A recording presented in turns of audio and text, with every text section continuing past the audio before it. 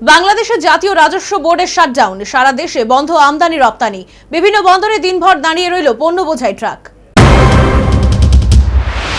বাংলাদেশ সৃষ্টির পর থেকে সে দেশের মানুষ যা দেখেনি তা দেখছে ইউনিসের শাসনকালে। শনিবার একাধিক দাবি দেওয়ার ভিত্তিতে আন্দোলন শুরু করলো জাতীয় রাজস্ব বোর্ডের কর্মচারীরা।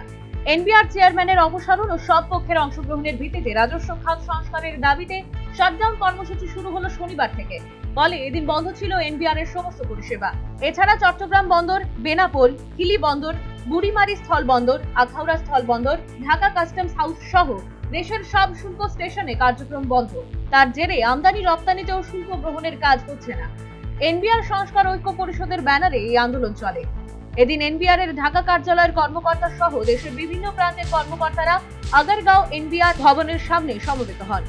এনবিআর এর 3টি ফটকে তালা ঝুলতে দেখা যায়। ভেতরে পাহারায় ছিল বিজিবি, পুলিশ, র্যাব ও কোস্ট গার্ডের সদস্যরা।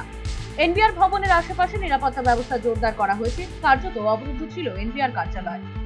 আন্দোলনরত কর্মীদের অভিযোগ, এনবিআর চেয়ারম্যান সমস্যার সমাধান না করে মিথ্যাচার করছেন।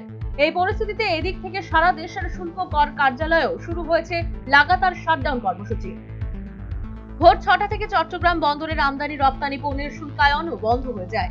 সকাল থেকে কর্মসূচি শুরুর পর থেকে বন্দরে পণ্য খালাস কার্যক্রমে বিঘ্ন তৈরি হয়।